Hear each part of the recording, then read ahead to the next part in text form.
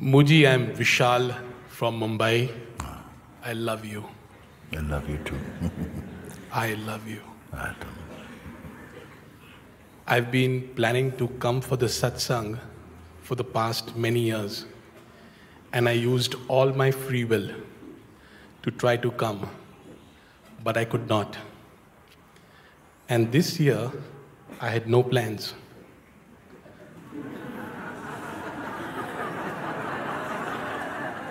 But I'm here.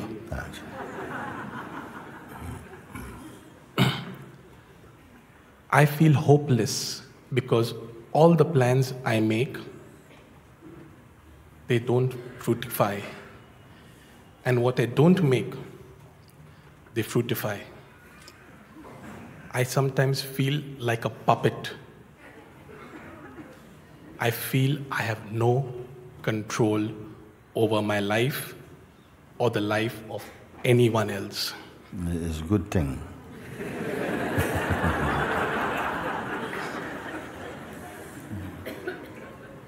So my specific question, which has been haunting me for last so many years, and even though many people have asked you, but I'm a lawyer, so I may be able to ask in a different way the same question.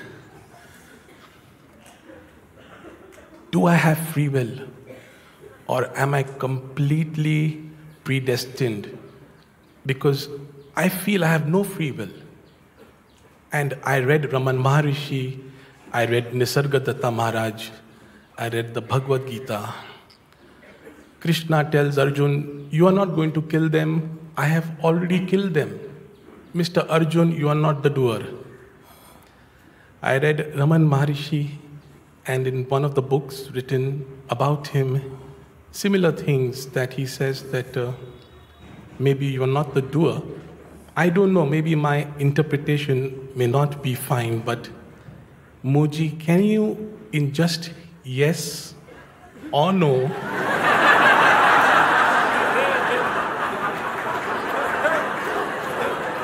just yes or no, without explanation. So you give me no free will.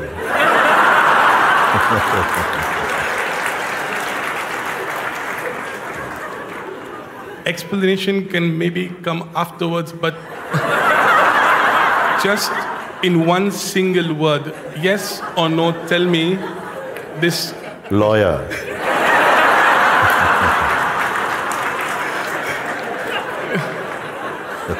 Can you just tell me this question? Do I have any free will? It's a simple question, Mooji.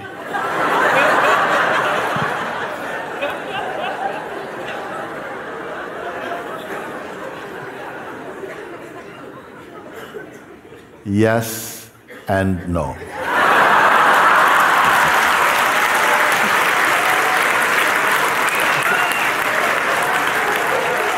Not fair. That's the trouble, you see. You have limited expression of will, but not complete free will. Everybody, no one can contest that. You may have the free will to desire and to dream, but you don't have the will, the free will and the power to make your dream come true in the way you want. In fact, the whole thing about will and the one who will or won't is illusory, but perhaps it's too early to say that. Some other things have to be understood, which when they are understood will also remove the dilemma and also the misconceptions and leave you very happy, quiet and free. You spoke about the isness. Isness is everywhere, and isness is, we are also isness. So if isness is doing everything, then what are we doing? We being what? Just to try and define when you say we or I, what are you referring to? We can slow down because it is important. I rather not spend long time also over something. If we can get there in the shortest, simplest way, I prefer. So when you say I or we, what are you referring to precisely? I do understand that I am not the body. I also understand that I may not be the mind, even though it troubles me so much. But that's the question. If you who are troubled by the mind is what? Clearly, you're not identifying yourself as mind. You say you're troubled by the mind. So what could you be that is troubled by the mind? The watcher. Somebody is continuously watching, that's for sure. Is that which is watching detachedly troubled by the mind?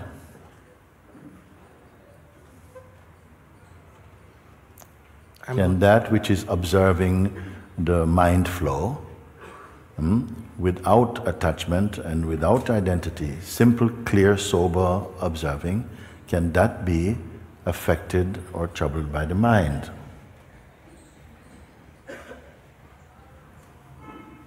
I'm not sure, but are these thoughts which come to me, are they coming from this so-called, I don't know what name to give it, so we use the word isness like you usually do. Mooji, is this giving me the thoughts? For example, how did I come this year? I got a thought, something has happened. So how did it happen? Was it the isness which made things happen? This line is a very complicated route.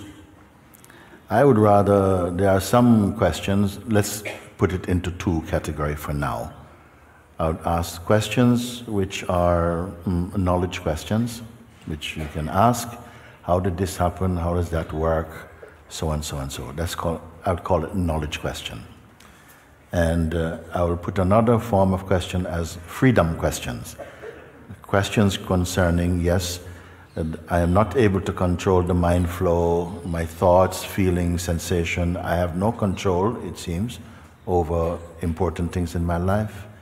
And I wish to go beyond that. I've heard that there's a state of freedom. Please, how can I attain this state? That's called freedom questions. They're quite broad also. So if we are going to talk about knowledge questions, of course, the mind is happy there because it is not threatened by a knowledge question. But about freedom question, I've put that at a higher place, whereby one is searching to be free from the intimidation of the mind, so to speak, or feeling harassed or agitated, want to come away from that state. So those questions are pointed towards liberation from the influence or the hypnosis of the psychological identity. No? So which question would you want to put to me? I leave it to you. I just want to discover that isness, and I'm here for that. So hopefully I will not continue the line of knowledge questions, because I do understand that that may not lead me to the freedom path. Maybe much later it might come around to that, but in the time we have here. So I will not waste the time. Okay. Maybe some other question, but thank you so much for giving me a yes and no answer. But hopefully I will figure it out somewhere on my own. And thank you so much. I again repeat, I love you, Mooji. I love you. Okay. You can't go like that. You cannot go like that. I am a true seeker. I am a true seeker. A true seeker would not go like that. You came all the way from Mumbai, you've come here. I don't know how much time you have here. How much time you intend to stay here? I don't know, Mooji. That's true, it's true, you don't know. And everything is spontaneous. After hearing you, I have stopped planning. I don't know about what's going to happen in the evening, tomorrow, day after. Yeah. Is that a cause for worry or for relaxation? I have been relaxed now. Earlier, I used to be control freak. I used to sit in a plane and I wanted to fly the plane. I sit in a car behind and I want to tell the driver how to drive the car. I want to control everything, and I got stress. Okay. And then I go to doctor and he says, you have stress. I said, I know. And he says, relax. And I said, I don't know how to relax. That's when MOOJI came in my life. So I have learned to relax, but I cannot somehow let go. I cannot surrender. I have issues in surrendering because I'm so much used to controlling everything. But you say controlling is not working anymore. Yes, so now there is little improvement that I can let go, and I don't plan too much because I realized planning is useless. Okay. But I still don't know how to just let go. My mind is chattering like a monkey. If you cannot let go, what about let be? If you cannot let go, what about just let be? Meaning, let things be as they are. You be aware of them. And you can also become aware of, if I say to you, just let things be, leave things as they are, learn to observe for a little bit. Learn to observe. This is an excellent, great step in awakening to the true. Learn to observe without interfering for a while. Just observe, first of all, what is playing around you. Just be aware of them, but don't try to manipulate. We know that it doesn't work. Just be aware first, pay attention, and be also aware when reactions arise from you to want to control something, so you're observing that also. But don't log in to that pull. Don't be sucked into anything. Simply observe with detachment or with neutrality. It's a good point? Yes. Yes. So by doing that, at first you'll see that maybe there seem so many things happening. So much.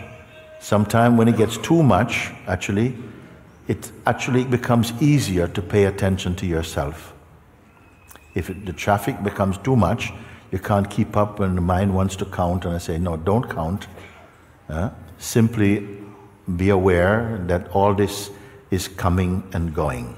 Everything you see, everything you experience is coming and going. Be very clear about that. Everything is coming and going. Now, you don't have to keep on watching that forever.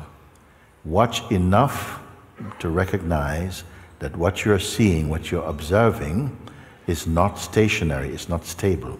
Whether it's on this side of the eyes, in terms of the movements in life, or on behind the eyes in the realm of thought and feeling, all are observable. Just observe, okay? Then at a certain point, if you observe with detachment, you're observing energy, some energy will come back to the place of the observer. And you'll start to become aware of the environment of the observer. You understand this? Yes. That is very important, because right there and then you will feel the presence of grace in the form of peace and some spaciousness, a lightness. A sense of fear or agitation will start to drift away. And you become increasingly clear that there's only a sense of presence right in the place of I. Where I is, I and presence become one. This is the most significant early steps you can take. Then you become aware that everything is occurring within and to that sense of presence. So the I, naturally the feeling I is there, even before knowledge. In fact, the I is the first knowing, the first knowing. It is the unlearned an unconditioned way in which you know your existence. It is the first knowing. The arising of I is the first knowledge. It is there before the sense of you, because you is relative to I. It is I that sees the sense of you. Actually, there is no you, there's only I. Because when you say, I can see you, the knowledge in that form is also knowing itself as I. If you understand this simple thing, it will also begin to reveal more of its mystery, which will deeply please you. And it will give you a lot of encouragement, and you'll become naturally more and more attracted to that state of peace. Even as we are speaking now and you are listening, it is already spreading inside you. A natural feeling of being. I've been trying to do this with watching my breath and trying to be as present as possible, not rolling in the past or thinking of the future. Okay. Trying to be as alive and as present in the present moment. I've been trying to do that through meditation techniques like watching the breath. And what is the result of it? Result is I get temporary reliefness, and I'm able to maintain it for maybe sometimes 2 minutes, 5 minutes. What happens if relief, which is the fruit of that exercise, what happens if even the feeling of relief is also observed? Can you repeat the last part? Yes. What happens, you say, after the practice of this, the outcome of the practice is that you feel a little relief. Maybe it doesn't last for very long, but relief is experienced. And normally at this point, many people take that as the prize and say, now thank you, I've got my relief and so on. But I will press you a little further to say, don't get excited. Relief also is observed. Then when you pay attention that relief also is something observable, okay, and you don't just combine yourself with relief, the space in which relief is experienced becomes very, very, very alive for you. You cannot just call it relief. You see? And continue like that. What else comes? Maybe relief comes and then relief goes. Relief going is also observed. That which observes relief coming and relief going, that does not come and go. Pay attention to that. It does not have any shape or form. It is not a concept. Pay attention to that. Just paying attention is yielding, it's giving back a tremendous awareness of yourself. That is the real fruit of spiritual pursuit. Otherwise, mind arises as judging. I felt relief, but it's only for 10 minutes, and then more things come, and then after that, this thing. So the mind will come, and it's going to ramble on, and because you abandon prematurely your observing, the mind take over and say, yeah, well, you know, it's not so successful because all this is happening again, and the same mind is doing it. So is it possible to remain in this state 24 hours? No. No need. First of all, if you are hungry, you go fishing, and you are fishing out there. And after you catch a fish, do you have to stay all day? No, you catch your fish, it's okay for now. Eat your fish. So what I mean by this is that is to really, if you follow, you can still follow with me? Yeah, so when you are observing like that, you see, what's happening is that you are protecting, in some way, your field of being. So it is not intruded upon by the mind flow. Right. You're becoming much more self-aware. Right. Not object-aware, but self-aware. And this self-awareness is what you are longing for. Right. You see? So once you feel this, if there's more, you will enjoy also observing. You will enjoy this play of observing.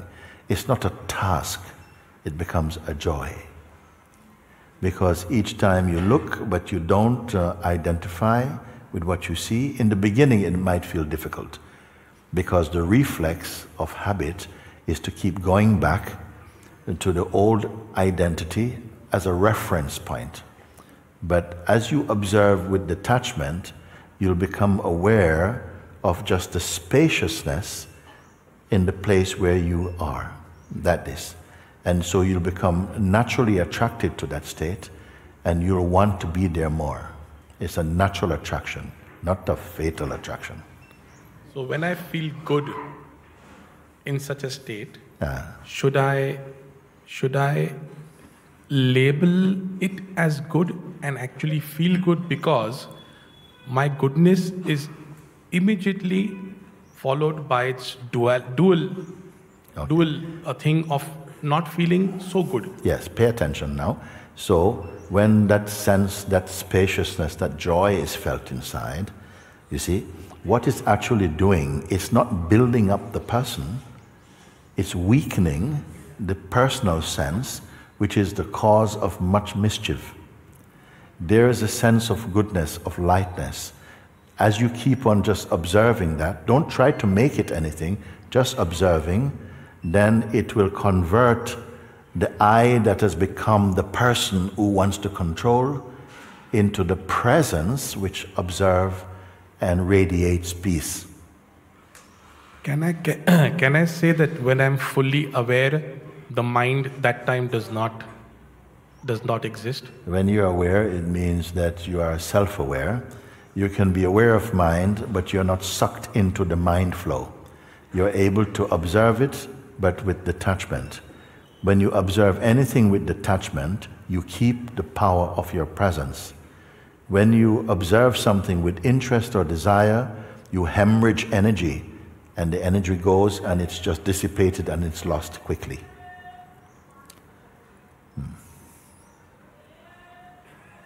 Thank you. Yeah, very good. Please tell me, what is your state of being now as a result of looking like this? I am extremely present, and I'm just listening without thinking. Yeah. I repeat, I'm listening without thinking. Yeah. Because I'm hoping that some word or words may trigger something inside me. Yes. Which I already, my isness knows. Yes. And I might just discover. This I that is on duty now, looking to see what will benefit me, is going to cause trouble. This I feeling that arises, don't identify with that, don't put yourself in this position, because it is not a good assessor. It is not a good, it is also very emotionally unstable. So it will feel, yeah, I'm down, oh, and next minute, oh no. So don't give the measuring to that one. Let that one itself be measured, meaning that you are aware of that state, but don't identify. In fact, as far and as long as possible, don't identify with anything or as anything. There's a spaciousness which is present with you. Don't go into shape. When you go into shape, you come into time, situation, change, all these things come. So when I do that, I feel scared that I may go mad. I feel I might become a zombie. Yes. I might forget who I am. Yes, the mind is going to throw some mud at you for a while, and you have to take it for a bit. It will begin to come up like this in the form of, yes, this thing, for instance, what you mentioned, like I'm going mad. That's what comes up when you feel you're losing the sense of control, because we are obsessed about control because of the fear that life is always on the verge of some chaos and you have to control, otherwise everything will fall apart. That's an illusion and a delusion which is perpetuating a state of sadness in you. So what happens is when these states come, as you are relaxing, you see, it's that the next charge of stress is coming, like you're going to go crazy. And what happens is that we quickly believe these thoughts, and you believe them into existence, and they become your experience. You're not going mad. In fact, you are already mad. You are becoming sane. But we don't know that yet because we have associated being in control with being on top of the water. So this, you must also relax and trust, because every step when you are searching for truth, even if it feels like it's bitter, it's going to turn to be to your advantage. So bear that. Are there any signs that you can tell us that yes, I am on the right path, and there are some signs which I know that I'm on the right path, this transformation happening? Because sometimes, since I don't have access to you every day, and I can't call you up and say, Mooji, this is happening to me, are there some guidelines or some things which can tell me, yes, I'm on the right path? You have so many help. You only need to become aware of it. Even the invitation you mentioned, that is a tremendous friend, because it's like, I call it the listening mirror. Because as you listen and you follow, it's revealing your true position. And you must pay attention to that and in some way verify. Don't keep doubting, because the mind will keep coming, you see. And the whole habit or reflex is to keep believing what the mind say. The mind energy is highly overrated. We have given too much respect to it. You believe in it, even though it lies so often. We still feel that is the only real.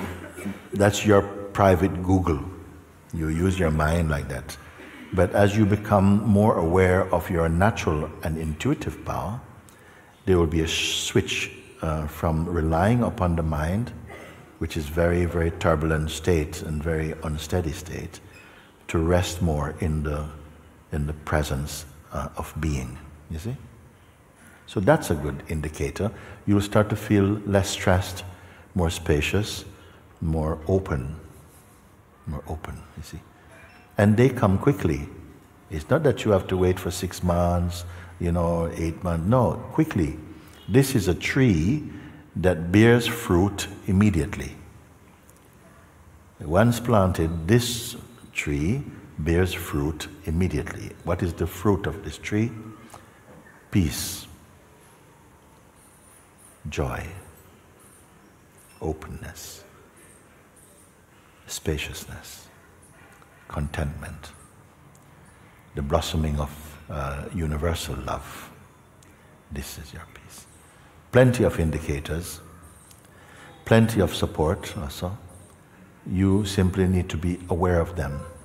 Many times things come to you and the mind mislabels them as inauspicious, when in fact, if you watch from your stillness, you'll see that something that looked like it came in rough packaging had a diamond in it.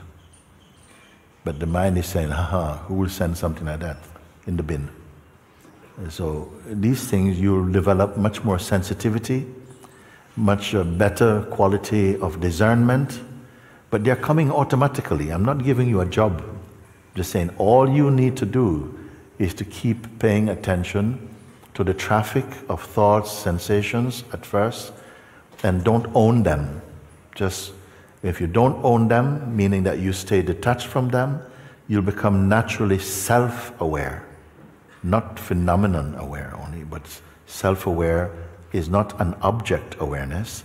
It's a sort of vibration field, and you'll enjoy and you become naturally attracted to that. The more you're attracted to this, the more you will develop in it. Mooji, is there a technique? Is there a what? Technique. Technique. For example, you say be self-aware, be this, do that. My question is there a specific technique to do that? For example, there may be a technique to watch your breath, which may bring you self-awareness, or at least in the presence. So is there a technique? Okay, let's do now. You are asking like that. I've given you a very simple direction. You're a lawyer, okay? I don't know how much you listen, but it's a very simple direction. Now you're asking even technique. I'm going to show you now. If I say, including all that I've said to you right now, if you don't hold any impression in your mind, don't be thinking, oh yeah, okay, this question, no question. And also nothing that you think you know. If you can just leave it aside for now. Just leave everything. Yes. Everything. Pull the chain. Everything. Just don't touch anything at all. But really do it. And anyone can join in this. It's so simple. Leave everything first. Even your identity, your role as a lawyer, as a father, as whatever. Just for a moment. Just don't hold those. And just leave them aside for a moment. So that you can experience an emptiness. Do this now. Just drop everything. Yeah? This is going to be the easiest of technique. It's a non-technique technique. Drop everything. Just don't hold on, don't carry, don't put anything in any pocket or nothing. Leave everything. Keep doing. Don't hold on. Whatever you can think of, just leave it for the moment. And when we are finished, like this, in a few moments, you can pick them back up again. But just like this, you do it. Just do it now. Yes. Just empty.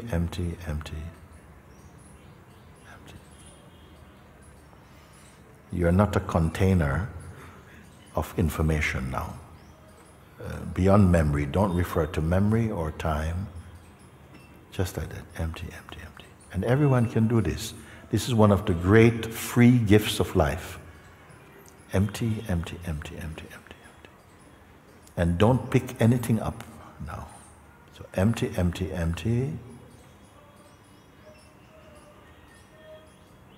Empty even of somebody being empty.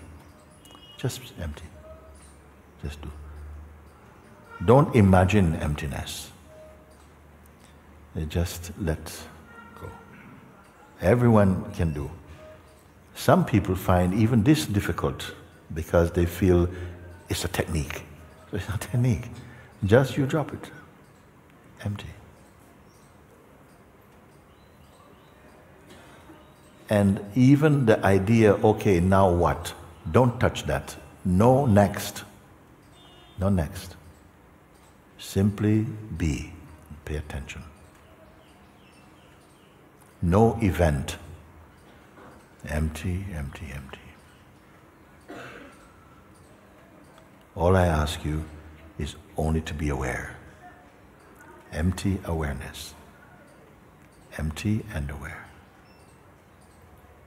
No waiting.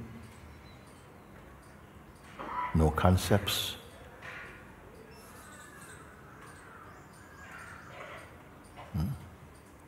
Maybe mind wants to come in to say something, but not right now. Later. Empty. Stay empty. Okay. Empty. Now. Like this.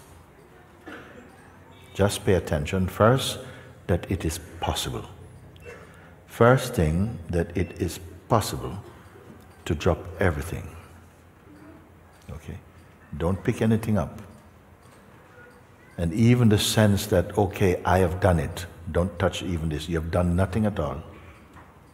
You just allowed the usual habit to not be engaged with. That's it. So first of all, be aware of what is here. If everything can be taken out, you will come now to see everything I have left out. What is it that remains by itself, which was not put there and cannot be taken out? Even the sense of yourself as a person, don't use that as a reference. So even if the person the self-image, the self-portrait of yourself can be disregarded for a moment. What is here now? Don't answer yet. Just use my question, pay attention. What remains, you see? That which remains here now. Is it personal?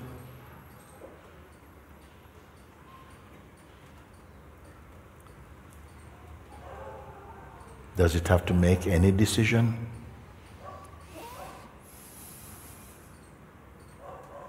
Answer.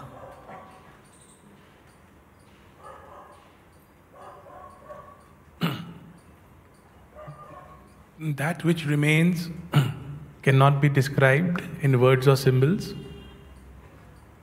but it can be experienced. Yes. It is being experienced by another or where? What is experiencing it? It is experience itself. It is experience itself. It is experience itself. So it's not one thing experiencing another thing. It is an experiencing. Yes. It is an experiencing. Okay. Stay right here. In this, is there any effort here? No, No effort. Okay. It is not a doing, it's a happening. Yes. Is it a happening? I think so. No, don't think, look. Is it an happening? Pay attention now. Everyone who chooses to look in this way, is it a happening? Please answer. But it is not a doing. So it is not a doing. It is a presence. And maybe new English word, presencing. I'll accept for the moment. Can it by itself? Because did you create it?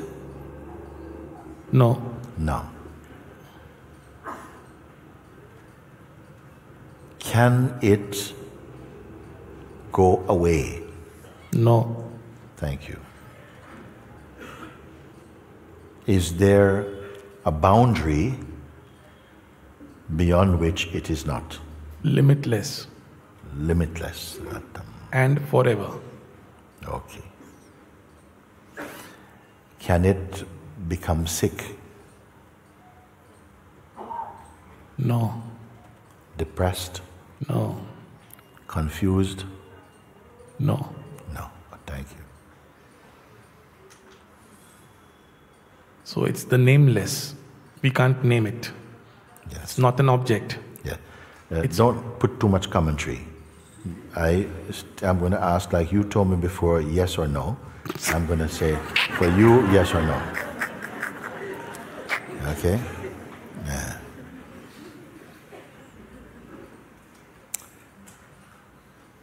You are becoming aware, and you are aware of it now, but where has it been all this time?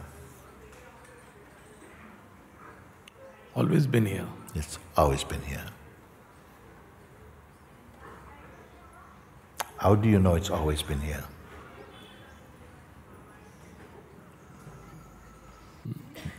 You said that without thinking, and I accept. What gives you the authority to say it's always been here? Because it feels that way. And I don't see a beginning or an end. Yes. Okay. Then the next question you have half taken. You did not create it. Was it born or created? No, neither. Okay. Can it come to an end? No. Thank you. Just like this is good. Is it a belief system? No, it's reality. It's the truth. Ah. Satya. Okay.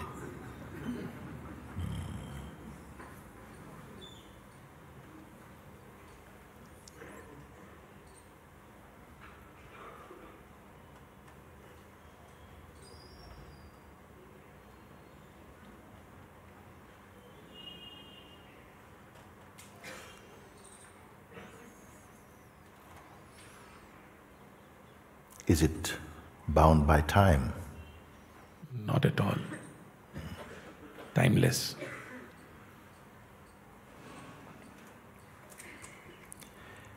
Okay, let's take one more question, and that would be, this question is, what must you do to reach it? Do nothing. Why do nothing?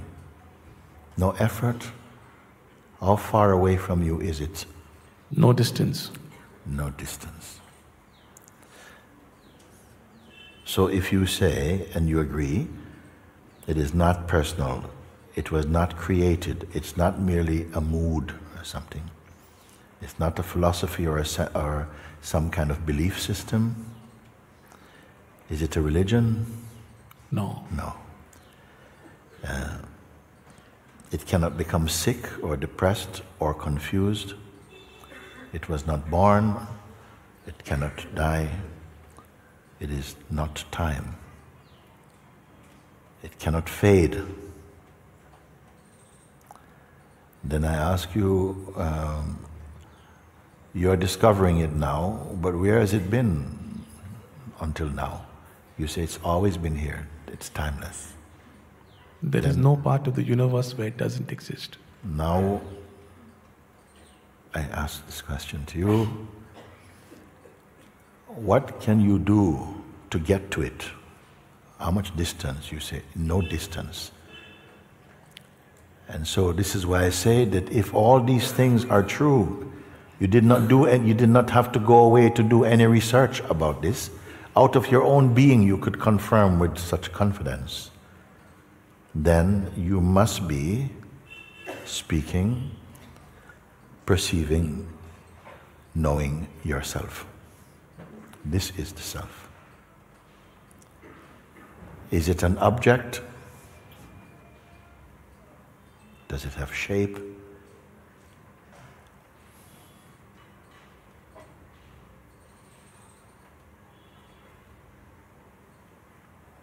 Now comes this I feeling. The I feeling that comes and say, yes, but how can I use it? Will it help me to find a better job? And then, who is this me? Where it come from? Because this is what I say when the mind will come. And it is important that the mind come, because your understanding must be tested.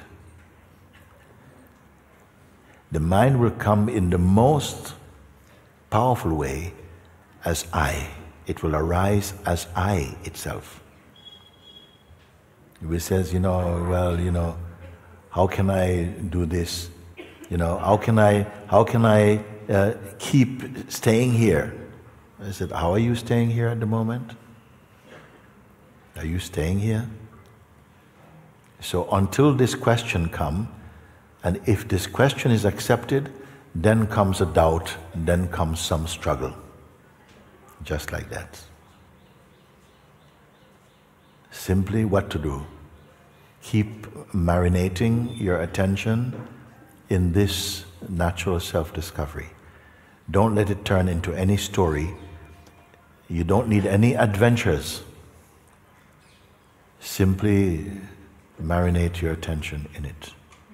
And gradually, the noise of mind and the duality and all of these things, they are completely thinning away.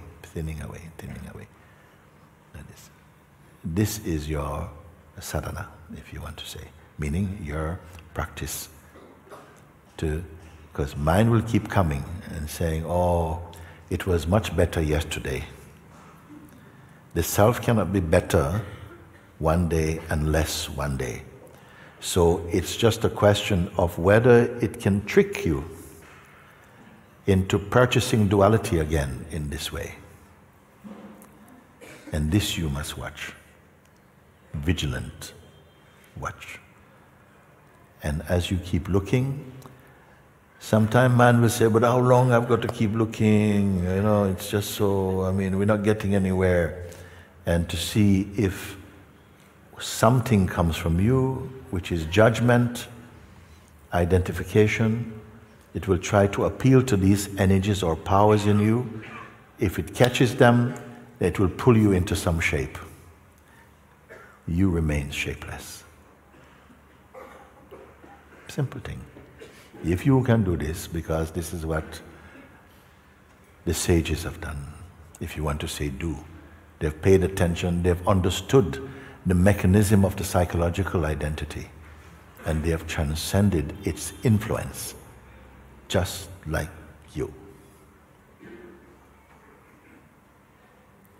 But if you go with habit and, yeah, I don't know, it was very nice when I was in Rishikesh, but now I don't know, and anyway, I can't call MOOJI, he's too far away, and you're back into role as Mr. Stupid.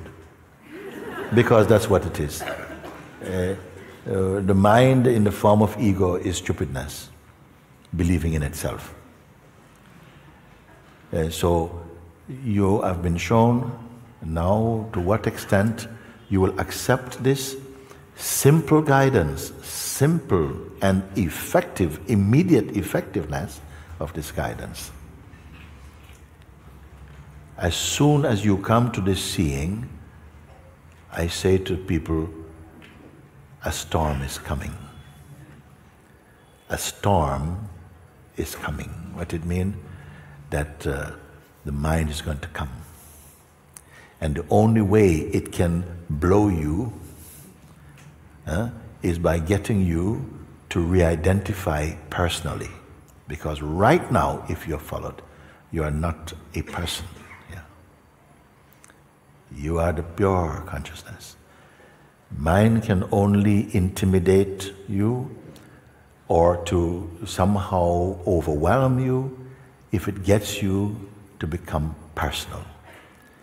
And that has been easy in the past. Let's see how easy it is now. And he will keep coming. And the more you don't say, oh, why does the mind keep coming and why does it keep coming? Because that itself is mind. You already picked it up. You just observe what it, observe and stay in that neutrality. That is the most excellent advice I can give you right now. Honor it, that's all. Follow it, and you will yourself be the proof of its success.